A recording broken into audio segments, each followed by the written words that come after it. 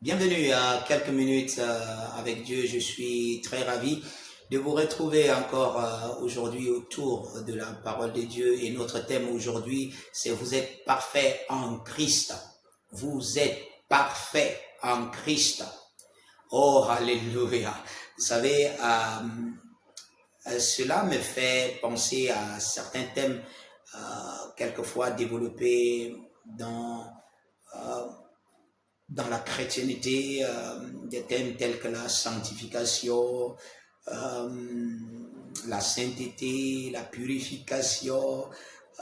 Vous voyez, tous ces thèmes-là donnent tellement de réflexions à beaucoup de chrétiens et, et c'est simple de comprendre. Vous savez, quelquefois, euh, nous faisons des expériences dans notre vie en tant que chrétien. Nous faisons des expériences qui, quelquefois, ne reflètent pas exactement la parole de Dieu. Et des fois, ça nous amène, n'est-ce pas, à chercher, n'est-ce pas, à aligner la parole de Dieu à certaines choses que nous expérimentons. Nous cherchons à expliquer certaines expériences que nous avons vécues. Par exemple, il y a des gens qui disent que dans la vie chrétienne, vous devez absolument souffrir. Ça, c'est pas ce que la Bible enseigne. La Bible n'a pas enseigné que vous devez souffrir absolument. La Bible a dit que vous serez persécutés. La Bible a dit à cause de votre foi en Christ, à cause de votre appartenance, le monde va vous haïr.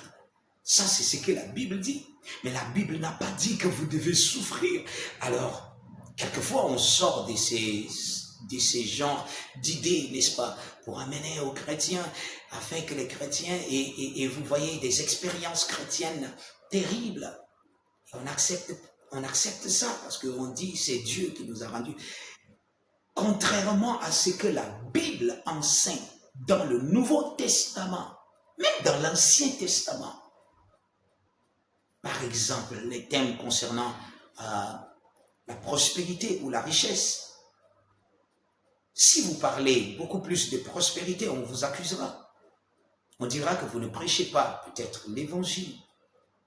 Aujourd'hui, le monde dit nul n'est parfait. Et ça, c'est connu dans le monde. Dieu dit, soyez parfaits comme votre Père Céleste est parfait. Il dit, soyez parfaits. Regardez, je vais vous lire une écriture dans le livre de Colossiens, le chapitre 1, à partir du verset... je vais vous lire à partir du verset 26 pour que vous ayez, n'est-ce pas, le background de ce que je voudrais vous dire. Le mystère caché de tout temps et dans tous les âges. Le mystère caché de tout temps et dans tous les âges. Mais révélé maintenant à ses saints. Oh! Oh, oh, je vous ai parlé de la sainteté. La Bible dit, ce mystère est révélé à ses saints. Mais quels sont les saints? D'aucuns diront que ce sont les apôtres. Croire à Dieu. D'aucuns diront cela. Est-ce qu'il y a une différence entre les apôtres et nous, les chrétiens d'aujourd'hui? Y a-t-il une différence?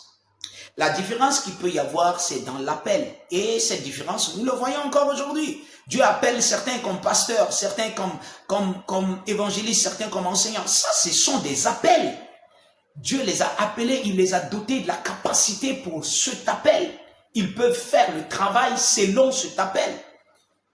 Mais cela ne fait pas d'eux des chrétiens extraordinaires et qu'il y a une classe qui n'est pas... Non. Tout chrétien a reçu le même esprit de Dieu. Le même esprit. Alors, il dit, il nous a rappelés saints.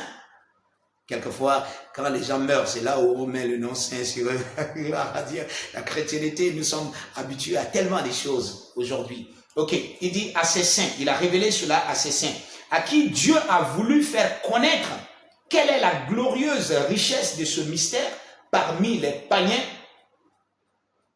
Il dit, il veut faire connaître ce mystère. Et il dit, parmi les païens. Aïe, aïe, aïe.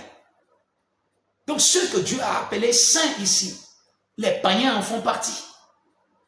Oui, ceux qui ont reçu Christ, c'est ceux-là qui ont été rendus saints. Alléluia. Il dit à qui Dieu a voulu faire connaître quelle est la glorieuse richesse de ce mystère parmi les païens. Savoir Christ en vous, l'espérance de la gloire. Et le verset 28 dit, c'est lui que nous annonçons. C'est Christ que nous annonçons, exhortant tout homme et instruisant tout homme en toute sagesse, afin de présenter à Dieu tout homme, devenu parfait en Christ. Afin de présenter à Dieu tout homme devenu parfait. Où? En Christ. En Christ. La perfection. Regardez, quand Jésus a dit « Soyez parfaits comme votre Père Céleste est parfait », il a lancé un appel à la perfection. Et il y a votre responsabilité. Il y a des choses que vous devez, n'est-ce pas, faire pour demeurer dans cette perfection.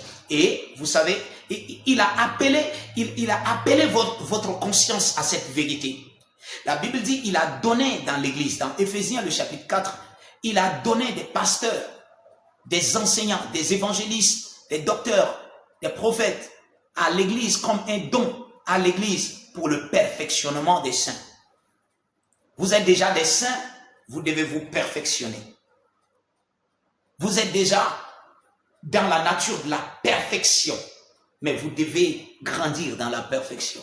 Alléluia. Pour le perfectionnement des saints. Et ce n'est pas au ciel que ça se passe, c'est ici sur la terre. Bien-aimés, vous avez la possibilité de vivre la vie de la perfection en Christ.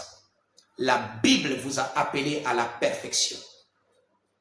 Donc, ne créez pas juste des discussions autour de la parole de Dieu. Acceptez la parole de Dieu et fonctionnez. Dites, je suis parfait en Christ.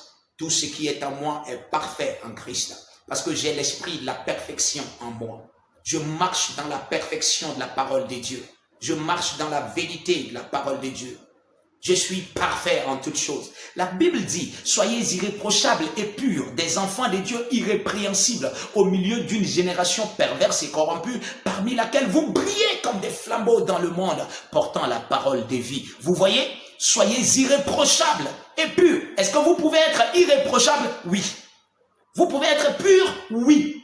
Irrépréhensible? Oui. Parfait? Oui. Saint, mais vous êtes saint, gloire à Dieu, alléluia, que Dieu vous bénisse, alors que vous intégrez cette connaissance et vous marchez dans la réalité, la vérité de cette parole, au nom de Jésus.